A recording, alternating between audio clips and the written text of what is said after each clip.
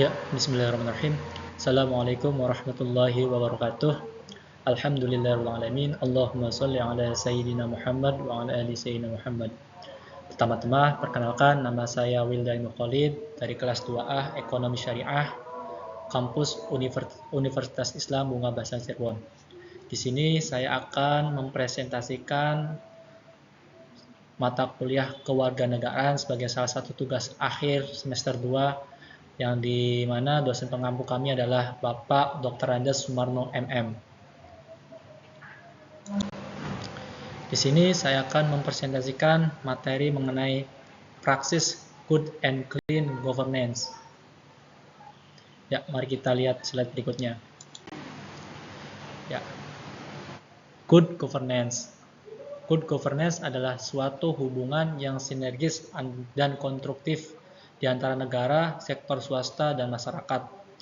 Dalam prinsip-prinsip partisipasi, supremasi hukum atau kekuatan hukum, transparansi, cepat tanggap, membangun konsensus, kesetaraan, efektif, efisien, bertanggung jawab, serta visi strategik. Atau dalam artian yang mudah dipahami adalah good governance berarti tata kelola kelembagaan yang baik. Sedangkan clean governance berarti kelembagaan dalam artian di sini adalah pemerintah, di mana kelembagaan pemerintah yang bersih, yaitu model pemerintahan yang efektif, efisien, jujur, transparan, serta bertanggung jawab.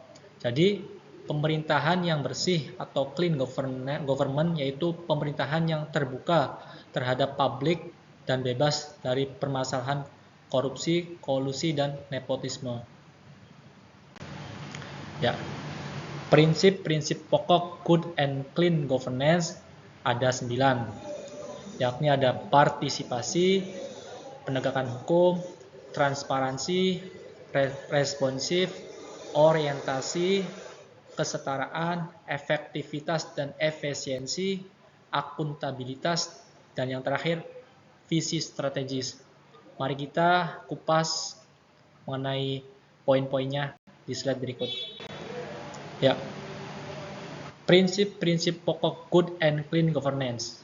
Yang pertama ada partisipasi. Di sini partisipasi masyarakat adalah hal yang hendak diwujudkan dalam penyelenggaraan pemerintah. Partisipasi sebagai upaya membangun rasa keterlibatan masyarakat dalam berbagai proses yang dilakukan oleh pemerintah menurut Soekardi pada tahun 2000. Ya, jadi di sini masyarakat dituntut untuk ikut serta membantu pemerintah dalam hal membentuk atau menentukan rumusan masalah-masalah yang ada di lapangan, sehingga peran masyarakat ini ada untuk pemerintah. Kemudian penegakan hukum. Rule of law berarti penegakan hukum yang adil dan tanpa pandang bulu, yang berarti mengatur hak-hak manusia, yang berarti adanya supremasi hukum atau kekuatan hukum. Supremasi hukum akan menjamin tidak terjadinya tindakan pemerintah atas dasar diskresi, tindakan sepihak, artinya tidak adil kepada masyarakat. Nah, di sini penting ya dalam mewujudkan good and clean governance, salah satunya adalah penegakan hukum.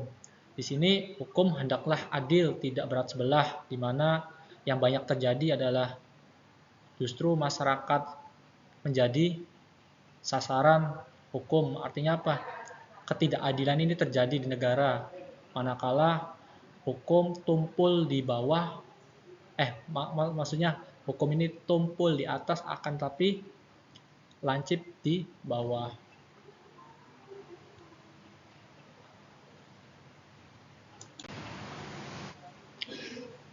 Selanjutnya ada transparansi. Menurut penjelasan pasal 3 Undang-Undang Nomor 28 Tahun 1999, prinsip transparan diartikan sebagai berikut.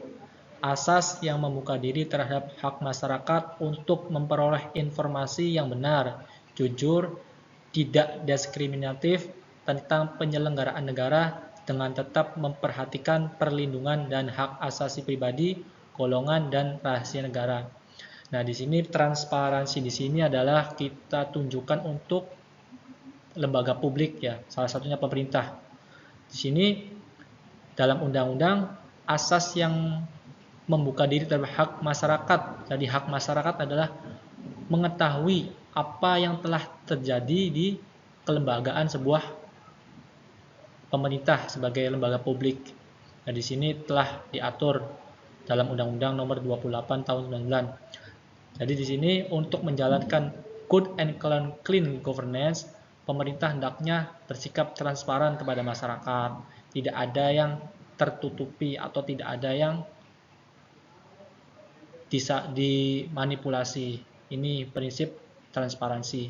Kemudian responsif.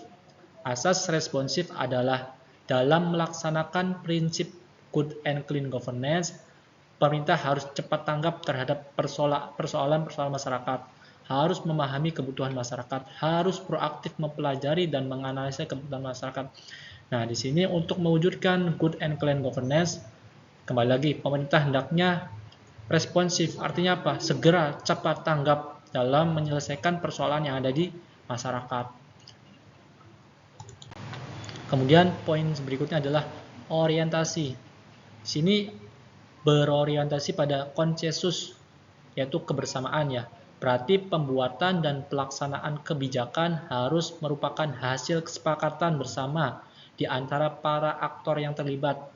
Nah, di sini pemerintah harus bersama-sama membuat kebijakan dengan pemangku kebijakan sesuai dengan aktor yang terlibat di dalamnya ya. Tidak boleh sepihak seperti negara mencetuskan A, sedangkan menteri yang lain tidak mengetahui keputusan presiden tersebut. Atau misalkan kepala desa membuat peraturan yang semena-mena tanpa adanya musyawarah di antara lembaga desa atau perangkat desa yang lainnya. Kemudian kesetaraan. Asas kesetaraan adalah kesamaan dalam perlakuan dan pelayanan publik. Asas ini mengharuskan setiap pelaksana pemerintah bersikap dan berlaku adil dalam hal pelayanan publik tanpa membedakan suku, jenis keyakinan, jenis kelamin, dan kelas sosial. Ya, setara ya. Jadi dalam mewujudkan good and clean governance, pemerintah harus mewujudkan asas kesetaraan untuk keadilan masyarakat. Kemudian efektivitas. Efektif berarti secara sederhana berarti tercapainya sasaran kebijakan. Efektif dapat diukur dari seberapa besar produk yang dapat menjangkau kepentingan masyarakat dari berbagai kelompok. Ya, ini yang harus dilakukan oleh pemerintah, yaitu bersikap efektif. Kemudian efisien. Efisien merupakan bagaimana dalam mencapai sasaran dengan sesuatu yang tidak berlebihan, artinya hemat.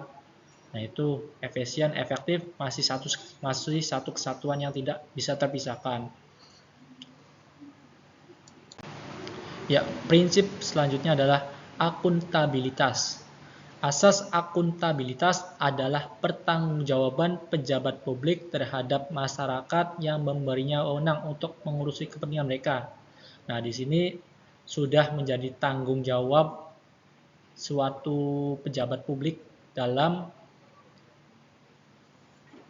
mengurus kepentingan masyarakat. Artinya apa? Ketika sudah terbentuk program, hendaknya para pejabat publik ini melaporkannya kepada masyarakat untuk menjadi akuntabilitasnya sebagai lembaga pemerintahan.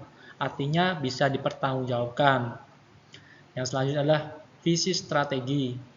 Visi strategis adalah pandangan-pandangan strategis untuk menghadapi masa yang akan datang. Ya, untuk mewujudkan good and clean governance, pemerintah, dalam ini lembaga pemerintahan, hendaknya memiliki visi yang strategis, yakni berpikir ke depan atau berpikir jauh ke depan. Pemerintah dan masyarakat harus memiliki kesatuan pandangan sesuai visi yang diusung agar terciptanya keselarasan dan integritas dalam pembangunan dan memperhatikan latar sosial budaya masyarakat. Ya, di sini sangat penting ya visi strategi demi terwujudnya Indonesia itu bisa menjadi negara maju. Ya, Apa sih manfaat adanya good governance? Yang pertama, tentunya mendorong tercapainya kesinambungan pemerintahan melalui pengelolaan aspek yang didasarkan pada aspek transparansi, akuntabilitas, responsibilitas, independensi, serta kesetaraan dan kewajaran. Ya, di sini manfaat yang pertama adalah tercapainya kesinambungan pemerintah. Jadi mulai dari RT, RW, desa itu menjadi satu kesatuan yang tidak bisa dipisahkan dalam mewujudkan kebijakan pemerintah daerah atau dalam hal ini adalah desa. Kemudian yang kedua, mendorong timbulnya kesadaran dan tanggung jawab sosial masyarakat untuk terciptanya sistem kelembagaan yang tata laksanaannya pemerintahan yang bersifat efektif, efisien, dan transparan.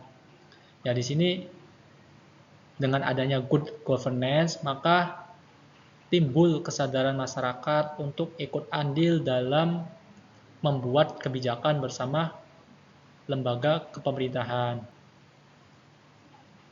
Yang ketiga, meningkatkan kepercayaan pasar yang dapat mendorong arus investasi dan pertumbuhan ekonomi nasional yang berkesinambungan. Ya, di sini salah satu manfaat adanya good governance karena perencanaannya matang, yakni mempunyai visi yang strategis jauh ke depan, sehingga dalam hal ekonomi, pemerintah atau lembaga yang berkaitan ini mampu meningkatkan kepercayaan pasar yang dapat mendorong arus investasi dan pertumbuhan ekonomi negara kita ini lebih baik atau maju. Yang keempat, tentunya dari manfaat adanya good governance adalah berkurangnya secara nyata praktek KKN, yaitu korupsi, kolusi, dan nepotisme di birokrasi yang antara lain ditunjukkan dengan hal-hal berikut. Tidak adanya pungli atau praktek korupsi yang lainnya seperti pajak dan lain sebagainya. Ini adalah beberapa manfaat adanya good governance. Nah, kalau tidak terlaksanya prinsip-prinsip good and clean governance, apa akibatnya?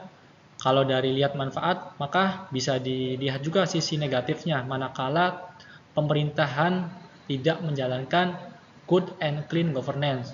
Mungkin yang pertama, tidak tercapainya kesinambungan pemerintah. Artinya apa?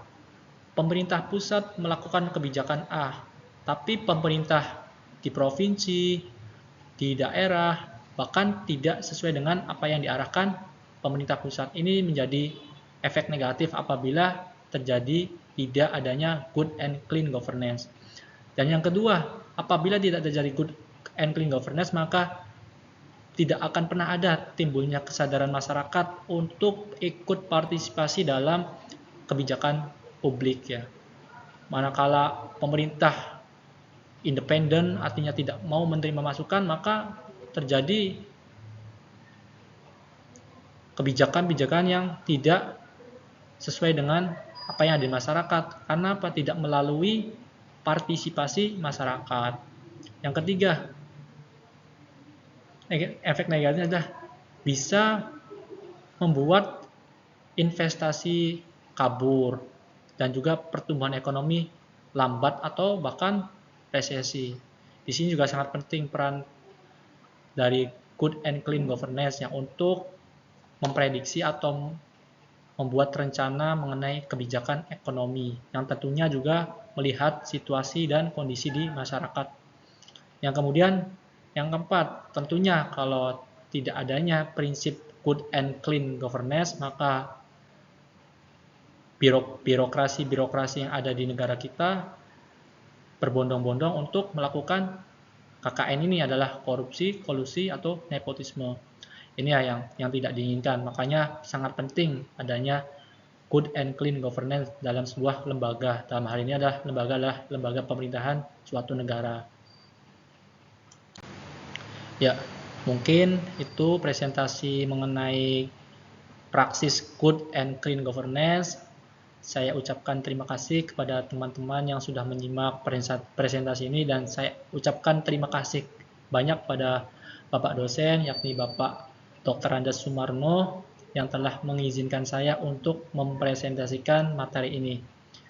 Ya, mungkin dari saya sekian. Apabila ada kekurangan, mohon maaf. Wabillahi taufiq wal hidayah. Wassalamualaikum warahmatullahi wabarakatuh.